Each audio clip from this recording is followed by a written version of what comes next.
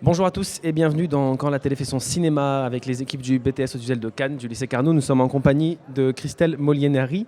Molinier. Molinier, pardon. À chaque fois, j'écorche les noms de mes Non mais invités. c'était joli aussi, Molinari, j'aime bien. Ah ben voilà, mais c'est pas ça du tout. C'est Christelle Molinier, Molinier. pardon. Alors, vous êtes directeur de casting ou Alors, directrice de casting en fait, plutôt. mon métier à moi, c'est trouver tous les petits rôles sur les films. Je travaille beaucoup plus pour la télé que pour le cinéma. Parce que souvent en France, on compartimente les gens en fait. Si vous commencez à travailler beaucoup pour la télé, on vous laisse dans la télé. On vous fait rarement passer de l'autre côté, cinéma. Pourtant, c'est le même métier. Mais c'est comme ça. C'est ainsi. Alors justement, pour la télé et pour le cinéma, vous avez beaucoup travaillé. Pour la télévision, vous avez participé à des séries qui sont très connues. R&S, Police Scientifique, c'est la première qui me vient à l'esprit. Avocat associé, Sous le soleil, ou encore Parker. Léa Parker. Vous avez travaillé pendant 2 ans et demi pour Parker. Est-ce que vous pouvez nous raconter un peu quelle est la différence Est-ce qu'il y a vraiment une différence dans votre métier à la télévision et au cinéma? Non, le travail est exactement le même. Je dirais que pour le cinéma, on a peut-être plus de temps. Par contre, pour trouver les rôles, pour la partie casting, on aura plus de temps de préparation. Ça s'appelle la préparation. Pour la télévision, on travaille très très très vite. Donc le temps de prépa, il est très court. Et là, il faut rebondir. C'est une gymnastique. Alors, est-ce que vous êtes un peu un dénicheur de talent ou est-ce que vous respectez les demandes qui ont été formulées par les réalisateurs en tant que directrice de casting? Est-ce que c'est vous qui... On est les deux, on fait les deux. On fait les deux. Le réalisateur, effectivement, a une demande précise.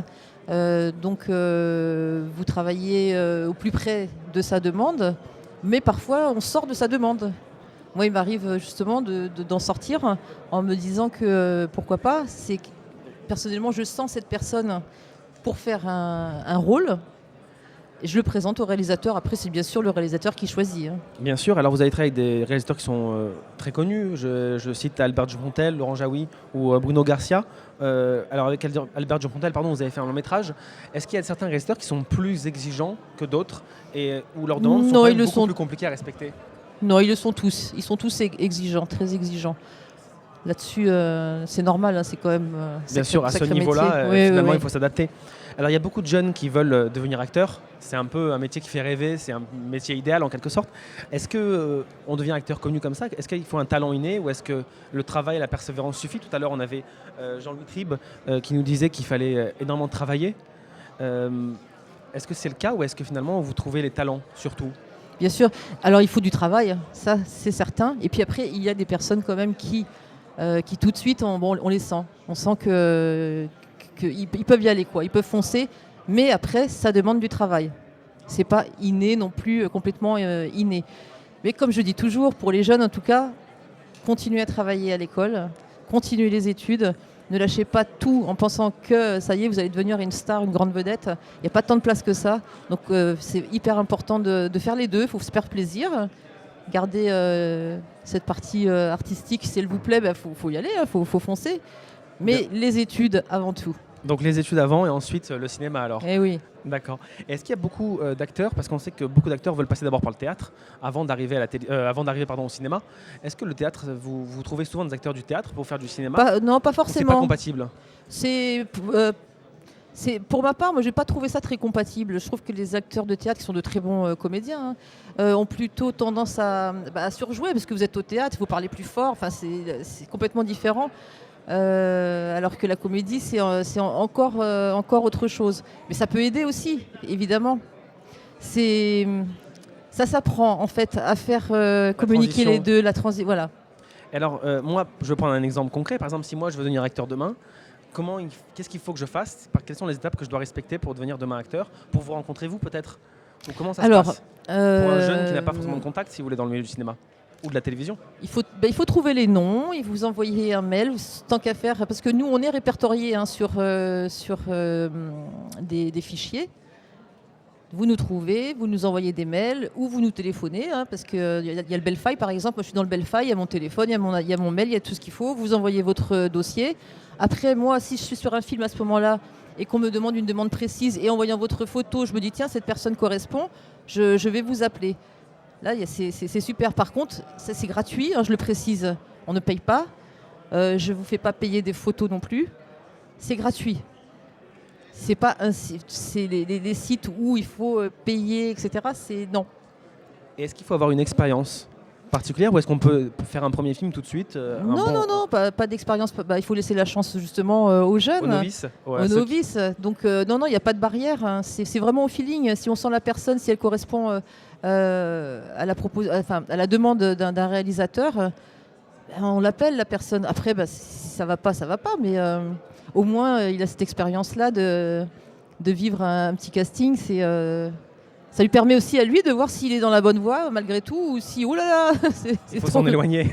Oh ouais, ça va pas du tout. Et alors une dernière question, est-ce que il faut véritablement, est-ce qu'en fait on s'imagine toujours ces castings avec toutes ces personnes qui attendent dans les couloirs et qui passent les uns après les autres devant un jury, est-ce que c'est comme ça un casting de cinéma et de télé ou est-ce que non en fait c'est par internet, par mail? Pour la figuration par exemple, oui c'est vrai, là c'est des queues, vous passez 3 heures à attendre, on reçoit les gens parce que je m'occupe aussi de la figuration bien sûr. Donc là, c'est de l'attente, c'est long, on reçoit les gens. On n'a pas le choix parce que justement, nous, nos temps de préparation sont hyper courts. Ils sont très courts, bien sûr. Donc on ne peut pas faire autrement. Maintenant, pour les rôles, non, on ne fait pas attendre les gens. En ce qui me concerne, en tout cas, je ne fais pas attendre les gens à la queue leu-leu. Je donne des rendez-vous. Ça se fait sur 1 jour ou 2 jours. C'est concentré quand même. Hein, ça va assez vite. Mais c'est chacun son tour. Et j'essaye de ne pas stresser les gens, justement. En les faisant attendre des heures, c'est déjà pas évident de se retrouver parce que vous avez des comédiens qui sont très très bons, mais l'épreuve du casting, c'est pas leur truc. Vous voyez, il faut pas s'arrêter à ça non plus. Il faut pas leur mettre un stress. Non, c'est pas cool. Et justement, on peut se rater devant un directeur de casting, on peut se rater devant un réalisateur. Et est-ce qu'il y a d'autres moyens d'accéder au cinéma ? Alors malheureusement, si vous ratez votre casting, c'est difficile de faire. Vous pouvez pas montrer même. Si nous, en tant que directeur de casting, on estime que ça a été un plantage complet et total, on peut pas le montrer au réalisateur parce que lui attend de nous que notre métier fasse un filtre en quelque sorte. Exactement. Donc si c'est raté, c'est raté. Mais ça ne veut pas dire, en ce qui me concerne, toujours pareil, que je rappellerai pas la personne pour autre chose, parce que je la connais, je l'ai vue jouer dans d'autres films, je sais qu'elle est capable, et que malheureusement le jour du casting, c'était pas son jour. Et alors une dernière question, comment est-ce qu'on peut, est-ce qu'on peut devenir acteur d'abord, en fait, on peut devenir un grand acteur ou un acteur normal par les seconds rôles, par les troisièmes rôles. Est-ce que c'est si facile que ça d'augmenter comme ça les échelons ou est-ce que c'est toujours par les castings, c'est toujours, on ne monte pas comme ça, on n'est pas remarqué par un réalisateur sur un plateau? Là, c'est plus compliqué. En général, c'est vrai quand vous avez la cote, parce que c'est la cote du moment aussi. Moi, j'ai vu beaucoup de gens qui ont travaillé avec moi, qui ont commencé en figuration, qui après ont eu un petit rôle par-ci, un petit rôle par-là, et puis des rôles plus conséquents. Je les ai pas vus arriver en premier rôle non plus. Je pense qu'après, parce que moi je suis pas non plus directeur de casting pour les premiers rôles, donc après c'est un autre métier encore. Et là, ça se choisit, c'est autre chose. Les choix vont être différents. Le réalisateur, lui, souvent connaît aussi beaucoup de comédiens. Donc quand il prépare son film, il a déjà en tête certains comédiens. On écrit de temps en temps des films pour certains comédiens. Voilà. Donc, je prends exemple sur Michel Hazanavicius qui écrivait OSS 117 en pensant à Jean Dujardin.